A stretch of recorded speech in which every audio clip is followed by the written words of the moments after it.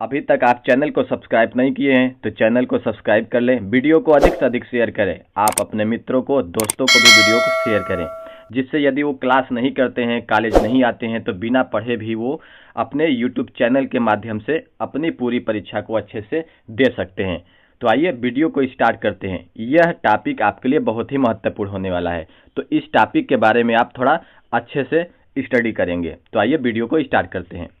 सर्वप्रथम अमेरिकी भूगोलवेत्ता डेविस ने 1899 ईस्वी में भौगोलिक चक्र संकल्पना का प्रतिपादन किया और बताया कि भौगोलिक चक्र समय की वह अवधि है जिसके अंतर्गत उत्थित भूखंड अपर्दन के प्रक्रम द्वारा प्रभावित होकर एक आकृति विहीन समतल मैदान में बदल जाता है।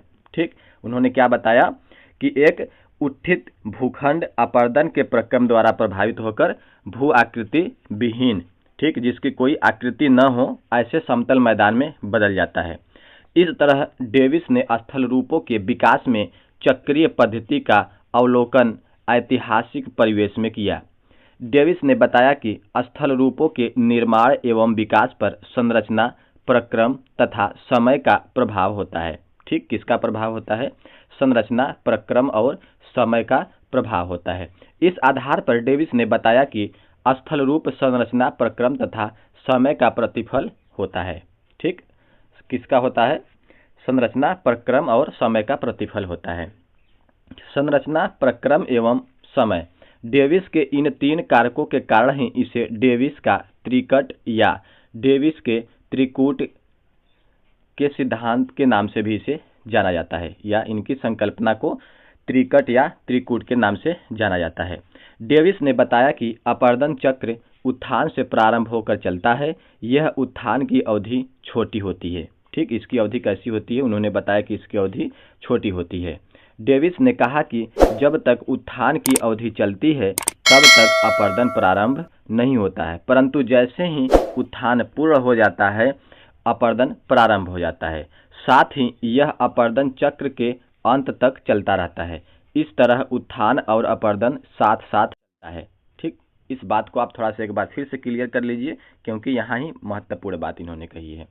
ठीक, डेविस ने बताया है कि अपर्दन चक्र उत्थान के साथ प्रारंभ होता है। ठीक, उत्थान के साथ क्या होता है? प्रारंभ होकर चलता है। यह उत्थान की अवधि छोटी होती है। उत्थान की अवधि कैसी होती है? छोटी होती है। डेविस ने बताया कि जब तक उत्थान की अवधि चलती है तब तक अपर्दन प्रारंभ नहीं होता, यानी जब तक कोई पर्वत, पठार, मैदान या कोई भू आकृतियां बनती है तब तक अपर्दन क्या होता है? नहीं होता है। जैसे ही उत्थान पूरी हो जाता है, यानी जैसे ही वह स्थलाकृति बन जाती है, उत्थान पूरी हो जाता है या पूर्ण हो जाता है, तब अपर्दन प्रारंभ होता है। ठीक, साथ ही यह अपर्दन चक्र के अंत तक चलता रहता है। इस तरह उत्थान और अपर्दन साथ साथ नहीं चलता है।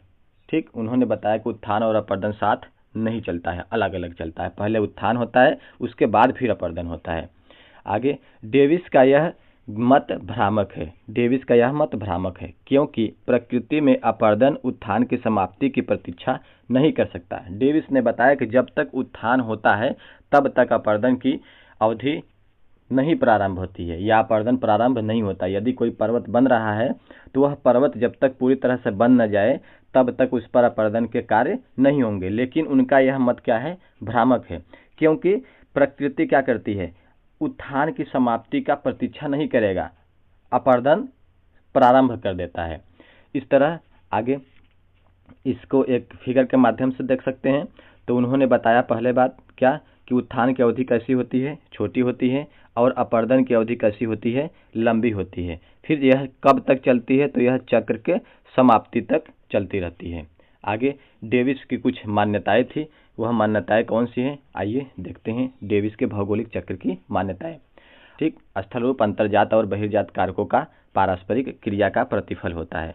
दूसरा, स्थल रूपों का स्वरूप पर्यावरणीय दशाओं में होने वाले परिवर्तन के अनुकूल होता है। तीसरा, स्थल रूपों का उत्थान अल्पकाल यानी कम समय में किंतु तीव्र गति से होता है। ठीक, कम समय में होता है लेकिन तीव्र गति से होता है। फिर दीर्घकालिक तक यह स्थिति चलती रहती है, बहुत लंबे समय तक यह स्थिति चलती रहती है। आगे चौथा है, अपर्दन का प्रारंभ उत्थान की समाप्ति पर ही होता है। जब उत्थान समाप्त हो जाता है तब क्या होता है? अपर्दन प्रारंभ होता है। आगे 5वां, सरिताएं अपनी घाटी को आधार तल प्राप्त होने तक गहरा करती है। जब तक आधार तल को वह प्राप्त नहीं करती हैं तब तक अपनी घाटी को क्या करती हैं, गहरा करती है। इसके बाद पार्श्विक अपर्दन द्वारा घाटी चौड़ा करती है। फिर क्या करती है, पार्श्विक अपर्दन करती है, फिर घाटी चौड़ा होती है। आगे 6 नंबर है, जब तक उत्थान समाप्त नहीं होता है तब तक अपर्दन प्रारंभ नहीं होता है। उन्होंने बताया कि जब तक उत्थान समाप्त नहीं होता है तब तक अपर्दन प्रारंभ नहीं होता है। जब अपर्दन प्रारंभ होता है तो संपूर्ण चक्र 3 अवस्थाओं से होकर गुजरता है। डेविस ने बताया कि जब अपर्दन चक्र प्रारंभ होता है तो पूरा चक्र क्या करता है, 3 अवस्थाओं से होकर के गुजरता है। वह 3 अवस्थाएं कौन कौन सी है, इसमें पहली अवस्था है तरुणावस्था, दूसरी अवस्था है प्रौढ़ावस्था, तीसरी अवस्था को उन्होंने जीर्णावस्था या वृद्धावस्था बताया। इसमें पहली अवस्था को हम देखते हैं। पहली अवस्था हमारी होती है तरुणावस्था, इसे युवावस्था भी बोलते हैं। इस क्रिया को सरिता दीर्घकरण कहते हैं। इसे क्या कहते हैं, सरिता दीर्घकरण कहते हैं। यह क्रिया उत्थान के बाद प्रारंभ होता है। कब प्रारंभ होता है, उत्थान के बाद प्रारंभ होता है। इसके शिखरीय भाग अपर्दन नहीं होते हैं। इसके शिखर का भाग अपर्दित नहीं होते हैं। क्यों नहीं होते हैं, क्योंकि सरिताएं बहुत छोटी होती हैं और बहुत दूर होती हैं। उद्गम की तरफ अपर्दन होता है जिस कारण उनकी लंबाई निरंतर बढ़ती जाती है, जिसे घाटी गर्तन कहते हैं। जब उनकी लंबाई बढ़ती जाती है तो उसे क्या कहते हैं, घाटी गर्तन कहते हैं। इसमें नदी घाटियां, ठीक, इसमें क्या होती है, इसमें नदी घाटियां गहरी और सकरी होती हैं, ठीक, जिस कारण उच्चावच में वृद्धि होती है। यह नदी उस समय भी आकार की घाटी का निर्माण करती है। इसके ढाल उत्तल होते हैं जिस कारण यहाँ पर क्या बनाती है, गार्ज बनाती है और कैनियन का निर्माण करती है। इसे नदी की प्रारंभिक अवस्था भी कहा जाता है। यह पहली अवस्था थी।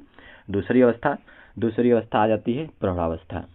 इस अवस्था में उत्थान समाप्त हो जाता है। इसमें क्या होता है, उत्थान समाप्त हो जाता है, अर्थात इसके प्रारंभ होते ही नदियां पार्श्विक अपर्दन प्रारंभ हो जाता है। ठीक, पहले के बाद जैसे दूसरी अवस्था में आती है, उत्थान समाप्त हो जाता है और पार्श्विक अपर्दन प्रारंभ हो जाता है और नदी घाटी चौड़ा होने लगती है। इसे घाटी का चौड़ा होना कहा जाता है। ठीक, जब नदी घाटी चौड़ी होने लगती है तो इसे घाटी का चौड़ा होना कहा जाता है। इसमें गहराई कम होती है जिस कारण यहाँ पर नदी क्या करती है, यू आकार की घाटी का निर्माण करती है। ठीक, या इसमें यू आकार की घाटी का निर्माण होता है। यहाँ नदी का वेग क्या हो जाता है, नदी का वेग कम हो जाता है, लेकिन पार्श्विक अपर्दन होता रहता है। अपने आसपास की अपर्दन को वह करती रहती है। इस समय नदी का प्रवाह वेग कम हो जाता है। ठीक, उसके चलने का जो वेग होता है वह कम हो जाता है, जिस कारण इसकी परिवहन क्षमता भी क्या हो जाती है, कम हो जाती है। जब उसका वेग कम हो जाएगा तो वह अपने साथ जितने अवसाद मलबा काट करके लेकर के चलती है वह भी क्या करती है, धीरे धीरे लेकर के चलने लगती है। तीसरी अवस्था आती है वृद्धावस्था। वृद्धावस्था में क्या है, इस अवस्था को जीर्णावस्था भी कहा जाता है। इस समय नदी लंबवत अपर्दन, ठीक, इस समय नदी की लंबवत अपर्दन का स्थगन हो जाता है, यानी लंबवत अपर्दन वह नहीं करती है, किंतु पार्श्विक अपर्दन तथा घाटी का चौड़ा होना जारी रहता है। लेकिन घाटी क्या होती है, चौड़ा होती रहती है। कम वेग के कारण घाटी गर्तन कम होती है। ठीक, जब वेग कम हो जाता है तो घाटी गर्तन भी कम होती है, यानी अपर्दन वह थोड़ा कम करने लगती है, जिस कारण घाटियां उथली दिखती हैं। ठीक, कैसी दिखती हैं, उथली दिखती हैं।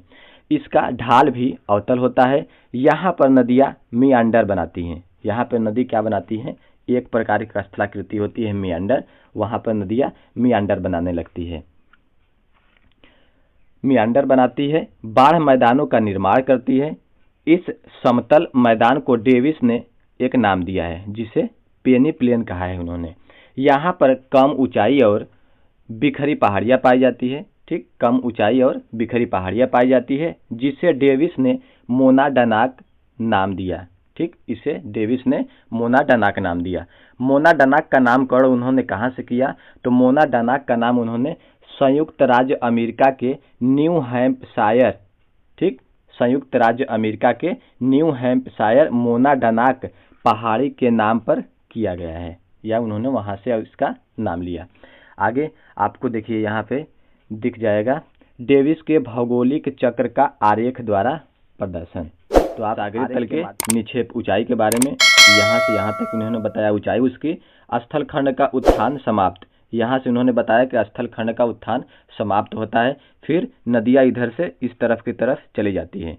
वीडियो में आप अभी आगे आप मोना डनाक को भी देखेंगे। मोना डनाक क्या होती है? जब नदी लास्ट में आ जाती है, स्थलाकृति बनाती है, तो मोना डनाक कहा जाता है। यहाँ इन्होंने बताया कि जो यह दिख रहा है ये नदी घाटी की ये तली है। इन्होंने 3 अवस्था के बारे में बताया। पहली अवस्था तरुणावस्था, दूसरी अवस्था प्रौढ़ावस्था, तीसरी अवस्था जीर्णावस्था। इसके अलावा इन्होंने बताया कि क्या होता है, समय का प्रतिफल होता है। यहाँ से यहाँ इन्होंने बताया समय को, ठीक, संरचना, प्रक्रम और समय का प्रतिफल बताया था। इसके बाद इन्होंने बताया कि यहाँ पर नदी पहली अवस्था में जब होती है, ठीक, ऊपरी वक्र पहली अवस्था में होती है, तो यहाँ पे नदी क्या करती है, भी आकार की घाटी का निर्माण करती है। जैसे जैसे यह आगे की तरफ बढ़ती है, तो आप आगे आएंगे तो देखेंगे फिर नदियाँ क्या करती है, यू आकार की घाटी का निर्माण करती है। आगे आने के बाद बाढ़ क्षेत्रों का भी निर्माण करती है नदियाँ। तो इस तरह से यह डेविस के भौगोलिक चक्र का एक छोटा सा फिगर के माध्यम से भी आप समझ लिए। आगे आपको डेविस के अपर्दन चक्र की आलोचना मिल जाएगी। तो डेविस के अपर्दन चक्र की आलोचना को देखते हैं, ठीक, यहाँ हेडिंग आपको मिल गया आलोचना। पहली आलोचना इनकी होती है, डेविस महोदय उत्थान के बाद अपर्दन को माने हैं, जबकि ऐसा नहीं है, क्योंकि अपर्दन उत्थान के साथ ही चलता है। उन्होंने कहा था कि जब तक उत्थान चलता है तब तक अपर्दन नहीं होता है, उसके बाद क्या होता है, अपर्दन होता है। लेकिन ऐसा नहीं है, अपर्दन और उत्थान क्या करते हैं, साथ साथ चलते रहते हैं। दूसरा इन्होंने बात कहा, डेविस ने अपर्दन चक्र अति साधारणीकरण कर दिया, यानी उन्होंने चक्र को बहुत ही साधारणीकरण करके एकदम साधारण बताया। भूगर्भ शास्त्र के अन्य नियमों का ध्यान ही उन्होंने नहीं रखा, इसलिए भी इनका यह सिद्धांत यहाँ पर आलोचनाओं से घिर जाती है। आगे तीसरा है, डेविस ने स्थल रूपों के विकास के लिए संरचना एवं प्रक्रम को आंतरिक क्रिया का परिणाम माना है, जबकि ऐसा नहीं है। डेविस ने क्या किया, उसके विकास के लिए संरचना और प्रक्रम की आंतरिक क्रिया को परिणाम माना, जबकि ऐसा नहीं है। आगे है, डेविस की संकल्पना भूगर्भिक इतिहास की दृष्टि से अस्थिर भूखंडों पर लागू नहीं होती है। अस्थिर यानी जो बनती रहती है, बिगड़ती रहती है, स्थिर नहीं रहती है, बल्कि कठोर पिंड वाले भागों में कुछ ही सीमा तक यह लागू होती है। तो इस तरह से यह बात इन्होंने अपनी संकल्पना में कही, जो कि कहीं न कहीं आलोचना के द्वारा आलोचना की गई। तो आशा करते हैं यह डेविस के भौगोलिक चक्र की संकल्पना आपको समझ में आई होगी। अगर वीडियो अच्छा लगा हो तो वीडियो को शेयर करें, लाइक करें और चैनल को सब्सक्राइब करें। दोस्तों को भी अपने इस चैनल के बारे में बताएं। इस चैनल के माध्यम से आप बिना क्लास किए, बिना कॉलेज गए आप अपनी पूरी परीक्षा दे सकते हैं। तो तब तक के लिए धन्यवाद। अब मिलते हैं हम नए वीडियो के साथ, नए टॉपिक के साथ। तब तक के लिए जय हिंद।